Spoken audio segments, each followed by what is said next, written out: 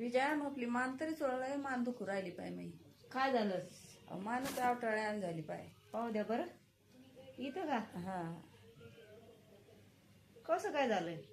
का नाही त्या उशीनं झालंय का काय, लय दुखू राहिली. हो जरा उशाला कमी घ्यायचं.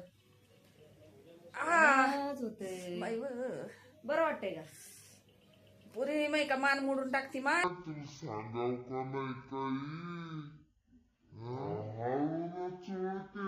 हळून चोळते ना, जुन मान मोडून टाकायला झाली. बघू द्या हळून इथलं काय? चोळते.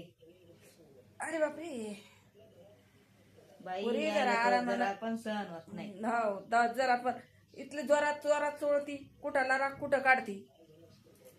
इथला आता आराम सासूबाई येतात काय रागाचं आलंय? रागाचं नाही तर काय, घरच्या कामाचं नेट पडला की मार नेट हे काढायचा तांता गरा. हळून चोळती सासूबाई. अरे बापरे. आरामाने घे माय, लय दुखती. पा आरामानं आहे का आता? लय दुखती लगे ती, काय करा. अहो मग उशाला कमी घ्यायचं.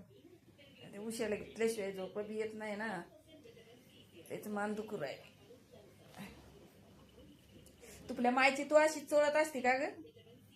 जरा आरामाने घे ना. आता सासूबाई मायचं काय आलं याच्यात? नाही तर काय, आपण आपल्या मायची कशी माणसाला काळजी वाटते की नाही बाई दुकान, सासूचं काही झालं चालतंय, असं आहे ना. जरा बी काय झालं की मायला वडायचं आणि बापाला वडायचं म्हणा. मग मायचा आणि सासूचा फरकच पडताय ना. असं थोडी आहे सासूबाई. सासूचं दुखलं बी तर मग कसं बी लय सांगते का मला चोळायची, मग चोळायची कसे.